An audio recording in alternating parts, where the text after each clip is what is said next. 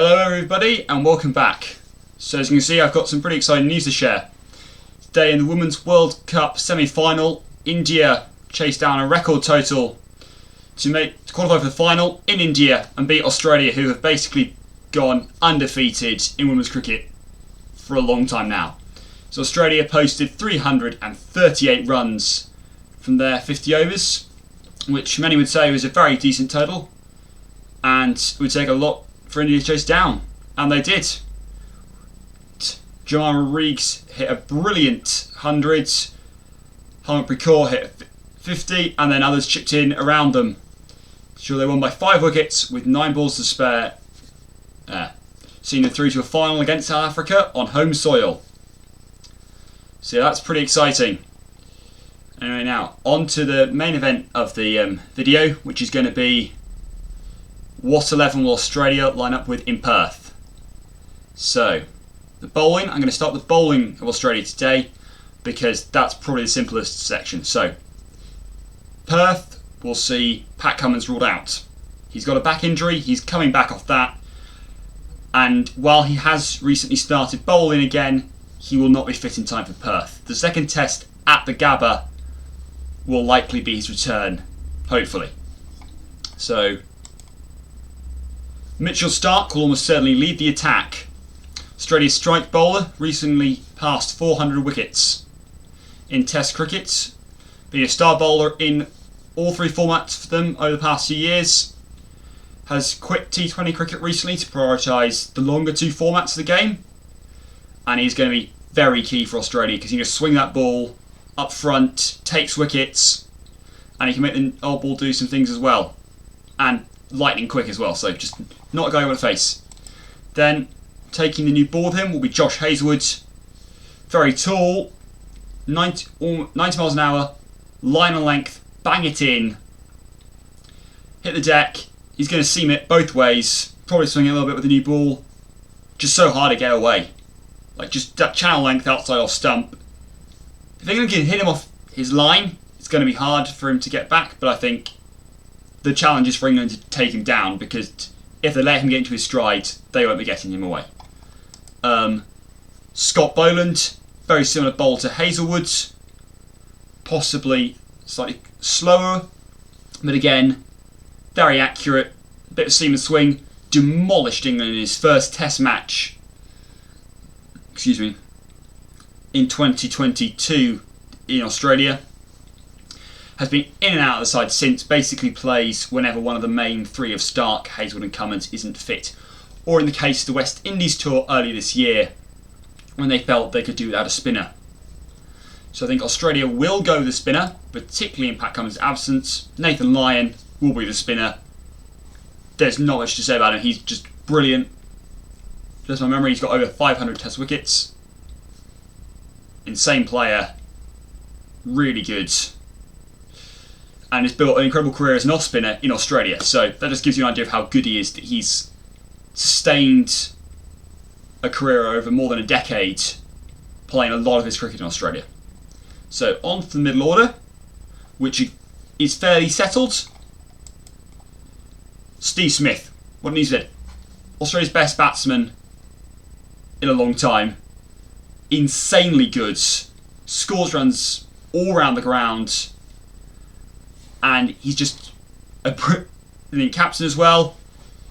Okay, the ball tampering scandal, I think 7 years ago now, but he's come back from that, and he is just one of the best players to watch in the world game. I suspect he will have a very good Ashes. Like, he's averaging well over 50 in Australia, so that is very much on the plus side for him. Travis Head, one of the most formidable middle order batsmen in world cricket, probably can baseball better than England. Just is so consistent with his devastating attack. Just hits the ball so hard, and he'll just score at an incredible rate. Really good player. Also, actually, is quite a useful off-spinning option as well if the pitch is turning. Doubt it will be in Perth, but he is that useful player to have in that he can provide that bit of off-spin if needed. B. Webster, probably about 6. Good all-rounder. Not that quick as a bowler, but he can just do a little bit with a seam, bobble seam it, both ways. You can also bowl David Ospin if you need it. Again, unlikely to need it in Perth. He'll probably bowl his seam up, but that will be something to look forward to. And he can bat well as well. Alex Carey, the wicketkeeper, no one really challenging him for this spot. Very good keeper, great batsman. Made his debut against England last time England toured, in the wake of Tim Paine's resignation. Brilliant player, has been a mainstay in Australia's white ball sides for a long time. Did lose his place to Josh Inglis for a bit recently, but then came back and proved his ability to produce some incredible rescue acts. So yeah, great lower order batsman, can marshal the tail well, and is likely to mean that Australia get pretty formidable totals, even if they say get 200 and something for 5, because Carey can work with Stark and Lyon and Hazelwood and Boland to get them up to something decent. So that's likely to be Australia's middle order. Then on top order. Now this is the contentious part. So Usman Khawaja will play. Like, that's kind of a guaranteed thing. Just found form recently yesterday for Queensland, hit 87. Would be nice for him, get into the season, prove that he can still do it, because he's had a tailing off of results recently. So this is good for him to get back into it. And I think he's going to have a good series, because he can just play pace and spin fairly well, and just can wear down England's bowling attack. Because England are going to be looking for wickets. Khawaja is more than happy to sit there and block them out for a long time, and then he'll just hit the bad balls away. Marnus Labuschagne probably will play, given, okay, he got 4 today for Queensland, but has hit 3, maybe 4 centuries so far before then in this Australian domestic season. Brilliantly talented player, seems to be back in form. I suspect Australia will fit him in somewhere. Whether it's opener or at 3, I don't know yet. No. Cameron Green, interesting player. He's just starting to come into a role at 3. Very good player. He's not yet back to full fitness bowling. Excuse me. So I suspect if he does play, it's mostly going to be as a specialist batsman. So whether they fit him in at 3, I don't know, because Labuschagne will be banging on the door. Green's not had the best of returns this season, so it'll be interesting to see. Now, there are other options, including Cameron Bancroft, who scored 100 just this week in the Sheffield Shield.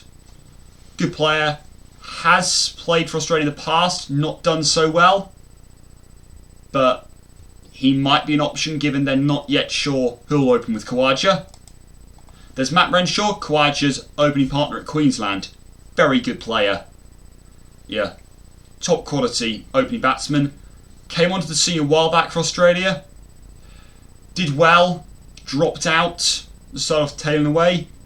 Has recently come back in as a middle order batsman.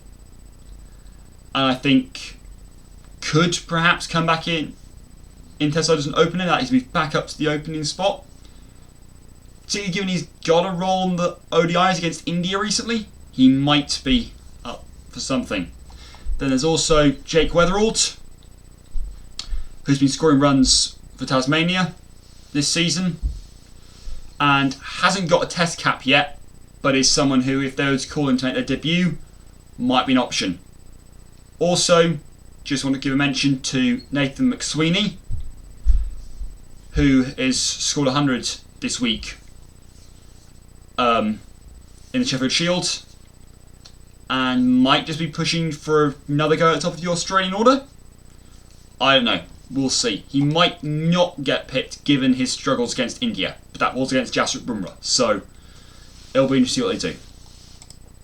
So what 11 do I reckon Australia will select? In the end, it's going to be Usman Khawaja, Marnus Labuschagne, Cameron Green, Steve Smith, Travis Head, Bew Webster, Alex Carey, Mitchell Stark, Scott Boland, Josh Hazelwood, Nathan Lyon. I think that's what they're going to go with, because Green, they want to give a go at 3, I think. They want to let him have time to that position. Marnus Labuschagne's been playing well enough, they need to give him another go. But the only vacant slot is open, so they'll probably put him in there. Then the others are kind of Everyone's been batting there, doing really well. So yeah, I think it's going to be a great test. Some fun stats. Hazelwood just needs another 5 wickets to get to 300 test wickets. So that should be something that happens in the first 2 tests. Marnus Labuschagne, second fastest batsman in the world to 3,000 test runs. Tailed off since then, but Australia will be hoping he can find some form this series. Mitchell Starc is 3rd on the list of run scorers who have not scored 100, having amassed 2,322 test runs. So very useful lower order batsman. And you never know, he might break his duck of centuries. He's good enough to do it. You just need someone to hang around with him long enough. And Australia have not lost the Ashes anywhere since 2015 and not at home since 2011. I mean, that's not really a fun fact if you're an England fan. It's a great stat to know if you're an Aussie. But hopefully England can break this trend and win down under. But we shall see. So, who will win? I honestly don't know. 50-50. I think it's a great Australian side. England are pretty good. And we shall have to see what happens. I think England will edge the series 3-2. So yeah. Thank you for watching and goodbye.